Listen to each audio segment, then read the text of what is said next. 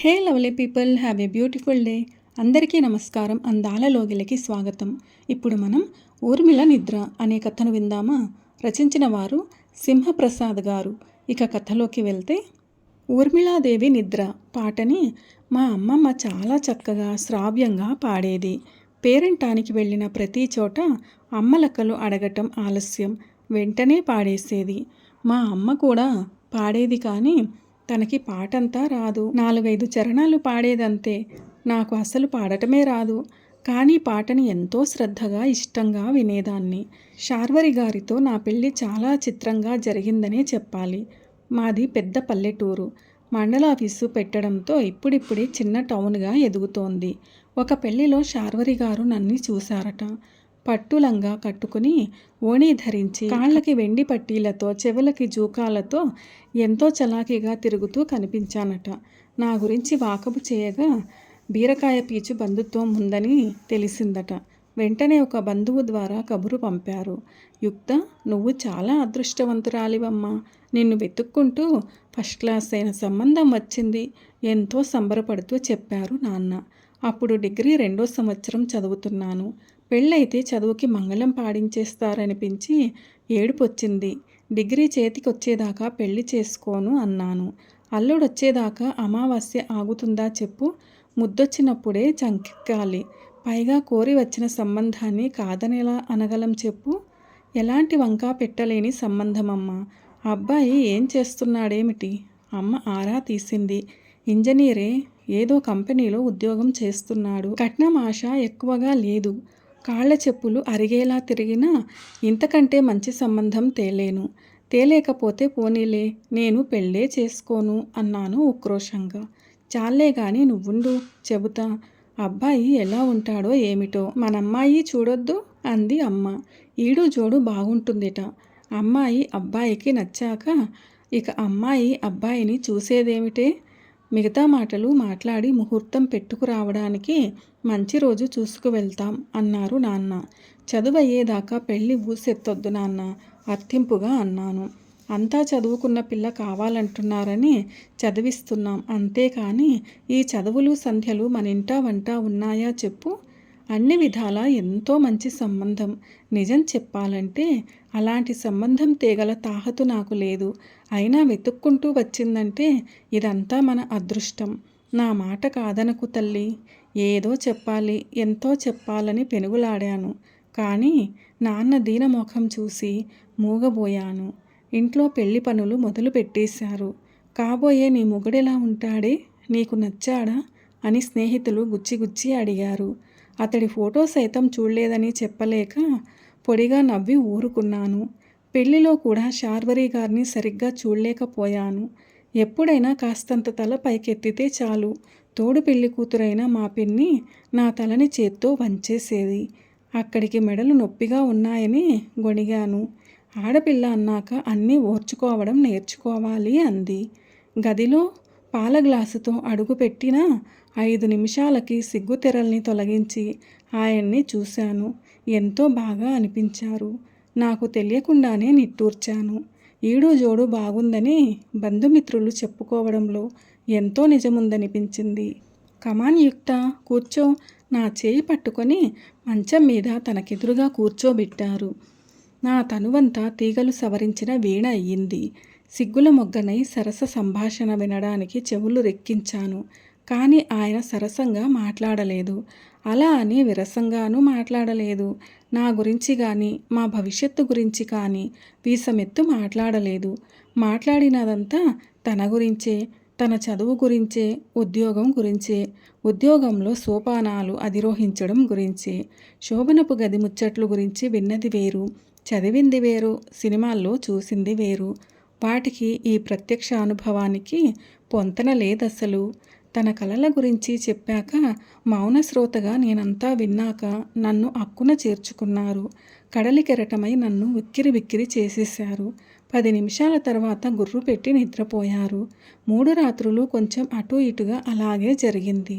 పగలైనా మాటలు కలపాలని tea వంకతోనో tiffin వంకతోనో గదిలో వెళ్ళాను గాని ఆయన లావుపాటి కంప్యూటర్ పుస్తకాల్లో నుంచి తల ఎత్తేవారు కాదు. 3 నిద్రలయ్యాక వెళ్ళిపోవడానికి తయారయ్యారు. 2-3 రోజుల్లో మిమ్మల్ని తీసుకురావడానికి వస్తాను అల్లుడు గారు అన్నారు నాన్న. వద్దొద్దు, ఆఫీసులో చాలా పని ఉంది. ప్రాజెక్ట్ వర్క్ నా వల్ల మధ్యలో ఆగటం నాకిష్టం లేదు. మీరే మంచి రోజు చూసి యుక్తని కాపురానికి తీసుకొచ్చి దిగబెట్టండి. అచ్చటా ముచ్చటా తీరనే లేదు. 3వ నెలలో పంపిస్తాం అంది అమ్మ తలుపు చాటు నుంచి. మీ ఇష్టం, నాకు రావడం కుదరదు మరి. ఆయనకి కోపం వచ్చిందేమోనని నాన్న కంగారు పడిపోయారు. అలాగే అల్లుడు గారు, అమ్మాయిని నెలలోనే కాపురానికి పంపిస్తాం. దట్స్ గుడ్ అనేసి వెళ్ళిపోయారు. వెళ్లే ముందు నా వంక చూస్తారని, చిరునవ్వు వరమిస్తారని ఆశించిన నాకు నిరాశే ఎదురయింది. మరి 10 రోజులకు అత్తవారింట అడుగు పెట్టాను. అత్తమామలు నన్నెంతో ఆదరంగా ఆహ్వానించారు. అపురూపంగా చూశారు. మామగారు రిటైర్డ్ ఎంఆర్ఓ. ఇంట్లో లేని ఫర్నిచర్ లేదు. స్వంత పల్లెలో కొంత పొలం కూడా ఉంది. మా వారి జీతం ఎంతో తెలీదు కానీ అది కూడా పెద్ద మొత్తమే అయి ఉంటుందని నా నమ్మకం. వంట పని, ఇంటి పని నేనే చేసేదాన్ని. అత్తగారు సాయం వచ్చేది. మామగారు బజార్ నుంచి సరుకులు అవి తెచ్చేవారు. ఒక్క మాటలో చెప్పాలంటే నా కాపురం సజావుగా సాగిపోతోంది. కానీ నాకే ఏదో అశాంతిగా ఉంది, అసంతృప్తిగా ఉంది. లేవడం, వండడం, పెట్టడం, తినడం, నిద్రపోవడం అంతా రొటీన్. ఆఫీసులోనే కాదు, ఇంట్లో కూడా కంప్యూటర్ని వదలరు ఆయన. నిజం చెప్పాలంటే ఆయన నాతో కాదు, దానితోనే కాపురం చేస్తున్నారని చెప్పాలి. సినిమాకో షికారుకో వెళ్దామంటే ఏవో సాకులు చెప్పేవారు. కొత్త ప్రోగ్రాం నేర్చుకుంటున్నానని, కొత్త ప్రాజెక్టు ప్రారంభించానని, అదని ఇదని చెబుతూ ఉండేవారు. మరీ బ్రతిమాల్తేనో, నిష్ఠూరమాడితేనో అయిష్టంగా నేను కోరిన చోటికి తీసుకెళ్లేవారు. ఆ మాత్రానికే ఎంతో పొంగిపోయేదాన్ని. ఇక్కడంతా బాగానే ఉంటోంది కదా, ఏమైనా కావలిస్తే అమ్మనడిగి డబ్బు తీసుకుని కొనుక్కో. బోరు కొడితే పుట్టింటికెళ్ళు. సాఫ్ట్వేర్ రంగంలో మరింత సాధించాలి. అందుకెంతో ఇష్టపడక కష్టపడక తప్పదు. నన్ను అర్థం చేసుకో. ఇవి తప్ప మరో మాటేది వచ్చేది కాదు ఆయన నోటి నుంచి. ఈ యాంత్రిక జీవితం రోతగా ఉందని, మళ్ళీ కాలేజీలో చేరతానని చెప్పాలని ఎన్నోసార్లు ఆవేశపడ్డాను. కానీ ఆయన్ని చూసి చెప్పబడిపోయేదాన్ని. ఇంకొద్ది రోజుల్లో నన్ను అర్థం చేసుకుంటారులే, మారిపోతారులే అనుకుంటూ సరిపెట్టుకునేదాన్ని. ఒక రోజున చేటంత మొహం చేసుకుని వచ్చారాయన. వస్తూనే నన్ను గిరగిరా తిప్పేశారు. ఐ గాట్ ఇట్ అంటూ పిడికిలి బిగించి మరీ బిగ్గరగా చెప్పారు. ఏమైందండి, లాటరీ ఏమన్నా తగిలిందా అని అడిగాను.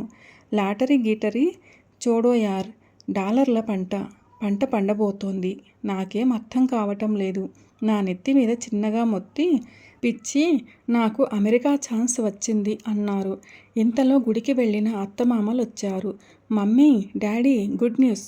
సత్యం కంప్యూటర్స్ వాళ్ళు నన్ను సెలెక్ట్ చేసుకున్నారు. కాంట్రాక్ట్ మీద అమెరికా పంపిస్తున్నారు. 4 ఏళ్ళు కాంట్రాక్ట్, $20 పర్ అవర్, అంటే 2 lakhs పర్ మంత్. ఫ్లైట్ ఛార్జీలు వాళ్లవే. పరమానందంగా చెప్పారు వారు. అభినందనలతో ముంచెత్తేశారు ఇద్దరు. నాకు చెప్పలేనంత ఆనందం కలిగింది. ఆయనతో పాటు నేను అమెరికాని చూస్తానన్న భావన కలిగి ఎంతో ఎగ్జైటింగ్ ఫీల్ అయ్యాను. సున్ని ఉండలు తెచ్చి అందరి నోళ్ళు తీపి చేశాను. ఆ రాత్రి మెల్లగా ఆయన దగ్గరికి చేరి, పాపం అత్తయ్య మావయ్య ఒంటరిగా ఉండలేరు, వాళ్ళని కూడా మనతో తీసుకెళ్దామండి అన్నాను గోముగా. వింతగా చూశారాయన. నిన్ను తీసుకెళ్తానని నేనెప్పుడైనా చెప్పానా? నేనే. సారీ యుక్త, ప్రస్తుతం నేనొక్కడినే వెళ్తాను. ప్రస్తుతమే కాదులే, తర్వాత కూడా నిన్ను తీసుకెళ్లటం కుదరదు. I want to achieve so much. ఒక్కడనే అయితే బోల్డ్ టైం ఉంటుంది. Just 4 years.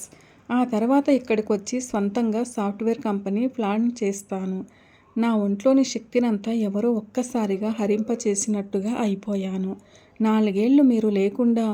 Silly, 4 ఏళ్ళంటే nothing. Arab కంట్రీస్కి వెళ్ళిన వాళ్ళైతే 10 ఏళ్ల దాకా రావట్లేదు తెలుసా. మీరు వెళ్ళకపోతేనేం, ఇక్కడంతా బాగానే ఉంది కదా. ఆఫీసర్ ఉద్యోగం, చక్కని జీతం. ఇది జీతమా ట్రాష్. నీకెలా చెప్పాలో అర్థం కావటం లేదు. I want to become something in life. అందుకే ఈ తపస్సు. Just 4 years to earn 3 crores సంపాదించుకొస్తాను. మన లైఫ్ నువ్వు కళ్ళు తిరిగి పడేంతలా మారిపోతుంది. చూస్తూ ఉండు. ఆయన కళ్ళల్లోని మెరుపులు చూస్తూ నా కన్నీళ్లను కళ్ళల్లోనే అదిమేసుకున్నాను. ఆయనెక్కిన విమానం ఆకాశంలో దూసుకుపోతోంది. గడియారంలోని ముళ్ళులా టిక్కు టిక్కుమంటూ గడుస్తోంది కాలం. ఏమీ తోచదు. ఏం చేయాలో తెలియదు. ఏదైనా చెయ్యాలన్నా ఆసక్తి ఉండదు. అత్తామామలు, అమ్మానాన్నలు, వారితోడిదే లోకమైపోయింది నాకు. నా రెక్కలు కత్తిరించబడినట్టు, నా ప్రపంచాన్ని కుదించినట్టు అనిపించసాగింది. నాకింట్లో ఏమీ తోచటం లేదు అత్తయ్య. కాలేజీలో చేరి డిగ్రీ పూర్తి చేస్తాను అన్నాను ఓ రోజు. పెళ్ళైన దానివి కాలేజీకెళ్తావా? బుగ్గలు నొక్కుకుందావిడ. తప్పేముందత్తయ్య, పెళ్ళైన వాళ్ళు ఉద్యోగాలు చేయడం లేదు. అబ్బాయికి అలాంటివి ఇష్టం ఉండవు. ఎంచక్కా చీర కట్టుకుని పూలు పెట్టుకుని ఇంట్లో మహాలక్ష్మిలా ఉండటమే అబ్బాయికి ఇష్టం. అందుకనేగా ఏరి కోరి నిన్ను చేసుకున్నాడు. ఆయన ఇక్కడ ఉంటే అలాగే ఉండేదాన్ని కదా అత్తయ్య. ఏమోనమ్మా, అదేదో మీ ఆయన్ని నువ్వే అడుగు అనేసిందావిడ. అవాళ అంతా కలిసి భోజనం చేస్తుంటే మామగారు క్లాస్ తీసుకున్నారు. భారతనారి ఎలా ఉండాలి, ఎలా మసలాలి, కట్టుబాట్లని, సాంప్రదాయాన్ని ఎలా గౌరవించాలి అంటూ చెప్పుకొచ్చారు. కేవలం కాలేజీకి వెళ్తానన్నందుకే ఇన్ని పాఠాలు చెబుతున్నారని విస్తుపోయాను. అయినా వెనుకంజ వేయదలచలేదు. అమెరికా నుంచి ఆయన ఫోన్ చేయగానే నా అభిలాష గురించి చెప్పేశాను. ఇప్పుడు నువ్వు చదివి ఏం ఉద్ధరించాలి చెప్పు? హ్యాపీగా టీవీ చూస్తూ గడిపేయి. జస్ట్ 4 ఇయర్స్లో వచ్చేస్తాగా. అప్పుడే 3 నెలలు తగ్గిపోయాయి కూడా. ఇంజనీర్ అయ్యుండి కూడా మీరెన్నో కంప్యూటర్ కోర్సులు చదవట్లేదా చెప్పండి? నేను చదివితే తప్పేంటి? అది కాదు యుక్త. పోనీ ఇంటి దగ్గరుండి ఏ డిస్టెన్స్ ఎడ్యుకేషన్ సెంటర్ ద్వారానో డిగ్రీ చెయ్యి. నేను కాలేజీలో చేరతాను. మరేమనుకున్నారో ఏమో, వెంటనే లైన్ కట్ చేశారు. ఒక వారం రోజుల పాటు ఎటూ తేల్చుకోలేక చివరికి గుంజాటాన పడ్డాను. కడికి కాలేజీలో జాయిన్ అవ్వడానికే నిశ్చయించుకున్నాను. ఇవాళ కాకపోయినా రేపైనా నా విజ్ఞాన తృష్ణని మెచ్చుకు తీరుతారని నా విశ్వాసం. మా అత్తమామలు ముఖాలు మాత్రం వెలవెలబోయాయి. ఆయన కూడా 1 నెల రోజుల దాకా నాతో ఫోన్లో మాట్లాడలేదు. తర్వాత నుంచి ఎన్నో జాగ్రత్తలు చెప్పడం మొదలెట్టారు. కాలేజీ జీవితం, సిటీ వాతావరణం, కొత్త స్నేహాలు, విస్తృతమైన ఆలోచన పరిధి నాలో చాలా మార్పులు తీసుకొచ్చాయి. 2 వీలర్ మీద కాలేజీకి వెళ్తున్నాను. ఎక్కువగా చూడీదార్ ధరిస్తున్నాను. స్నేహితులతో కలిసి సినిమాలకి, ఫాస్ట్ ఫుడ్ సెంటర్లకి, లైబ్రరీకి వెళ్తున్నాను. సాంస్కృతిక కార్యక్రమాల్లో చురుగ్గా పాల్గొంటున్నాను. డిగ్రీ ఫస్ట్ క్లాస్తో పాస్ అయ్యాను. ఇంకా సరిపెట్టేసి ఇంటి పట్టున ఉండు అంది అత్తయ్య. ఇంట్లో కూర్చునేం చేస్తానత్తయ్య, ఎంఏలో చేరుతాను. ఇంతింత కళ్ళతో చూసిందావిడ. నీ పద్ధతులు, నీ తిరుగుళ్ళు అబ్బాయికి నచ్చవు. మీరు భలేవారత్తయ్య. అమెరికాలో 4 ఏళ్ళు ఉండొచ్చే మీ అబ్బాయికి నచ్చేలా, ఆయన మెచ్చేలా ఉండొద్దా చెప్పండి? వాడికి ఫోన్లు, ఫ్యాషన్లు ఇష్టం ఉండవు. నేను కొంచెం మోడ్రన్గా ఉంటున్నానేమో కానీ అతిగా ఉండటం లేదు కదా. చాలామంది కన్నా నేనెంతో బెటర్. ఆ సంగతి మీకు తెలుసు. నాకు తెలిస్తే ఏం లాభంలే తల్లి, తెలియాల్సిన వాడికి తెలియాలి. ఆవిడ ఆయనకేం చెప్పిందో కానీ మర్నాడు ఫోన్లో చాలా కోపంగా మాట్లాడారు. చదువు సంధ్యలు కట్టిపెట్టి ఇంట్లో కూర్చోమన్నారు. గడప దాటొద్దన్నారు. అంతా ఇల్లే స్వర్గమని మురిసిపోతుంటారు. నువ్వేంటి చదువు గిదువు అంటావని విసుక్కున్నారు. నేను నిరుత్సాహపడలేదు. ఎంఏ సోషియాలజీ చదవాలని చాలా ఆసక్తిగా ఉందని, టైంపాస్గా కూడా ఉంటుందని చెప్పాను. ఉద్యోగం చెయ్యాలనుందా సూటిగా అడిగారు. ఆహాహా, మీరొచ్చే వరకు గోళ్ళు గిల్లుకుంటూ కూర్చునే కన్నా నాలెడ్జి పెంచుకుంటే మంచిది కదా. రోజూ మీరెందరో అమెరికా అమ్మాయిల్ని చూస్తుంటారు. వారితో పోల్చుకుంటే నేను మీకు దిష్టిబొమ్మలా కనిపించకూడదు కదా. సరే ఎక్కువగా ఇంట్లో ఉండి అమ్మానాన్నల్ని కనిపెట్టుకుని ఉండు. వాళ్ళని నొప్పించకు సుమా. నేనొచ్చే వరకు వాళ్ళని సంతోషంగా ఉంచాల్సిన బాధ్యత నీది. ఆ విషయంలో ఎలాంటి లోటు రానివ్వనని హామీ ఇస్తున్నాను. ఇక ఎంఏలో చేరొచ్చు కదా. లక్ష్మణ రేఖని దాటకూడదు సుమా. నేనెందుకు దాటుతాను? ఆహా, అబ్బే, ఊరికే అంటున్నానంతే. ఎంఏలో చేరాను. నా చదువు అత్తయ్య మామయ్యలకి బొత్తిగా ఇష్టం లేదు. సూటిపోటి మాటలు విసిరేవారు. తమ మాట వినటం లేదని బంధువుల దగ్గర వాపోయేవారు. ఒక్కోసారి మామగారు యూనివర్సిటీకొచ్చి నా గురించి ఆరా తీసేవారు. ఎంతో సహనంగా అన్నీ భరిస్తూ అంతా సహిస్తూ ఎంఏ పూర్తి చేశాను. గోల్డ్ మెడల్ వచ్చేసరికి నాలో ఆత్మవిశ్వాసం రెట్టింపయ్యింది. కొండంత సంబరంతో ఆయనకి గోల్డ్ మెడల్ వార్త చెప్పాను. ముక్తసరిగా కంగ్రాట్స్ అన్నారు. అమ్మా నాన్నలకి నచ్చే విధంగా ఉండమన్నారు. వారికే కాదు, ఆయనకి నా చదువు ఇష్టం లేదని గ్రహించి మరీ రెట్టించలేదు. ఐఏఎస్కి ప్రిపేర్ అవుతూ ఒక స్నేహితురాలు నా సాయం కోరింది. నోట్స్ తయారు చేసిస్తూ కోచింగ్ ఇస్తుంటే నేను కూడా ఎందుకు రాయకూడదు అనిపించింది. ఇంట్లో చెప్పకుండానే అప్లై చేశాను. చేశాక ప్రిలిమ్స్ పాస్ అవ్వాలని దీక్షగా చదివాను. నా స్నేహితురాలు తప్పింది కాను, నేను పాస్ అయ్యాను. దాంతో ఎలాగైనా ఐఏఎస్ అవ్వాలని రోజుకు 15 గంటలు చదవసాగాను. ఏం చదువుతున్నావంటూ ఇంట్లో ఆరా ఎక్కువయింది. మరి దాచలేక చెప్పేశాను. ఆడపిల్లవి, నీ వల్ల కాదు. ఢిల్లీలో కోచింగ్ తీసుకున్న వాళ్లే డింకీలు కొట్టి తిరిగొస్తున్నారు. ఐఏఎస్ అంటే మాటలు కాదు, తిన్నది అరక్కగాని ఎందుకు వచ్చిన రంతి ఇదంతా అన్నారు మావయ్య. నేను జవాబివ్వలేదు.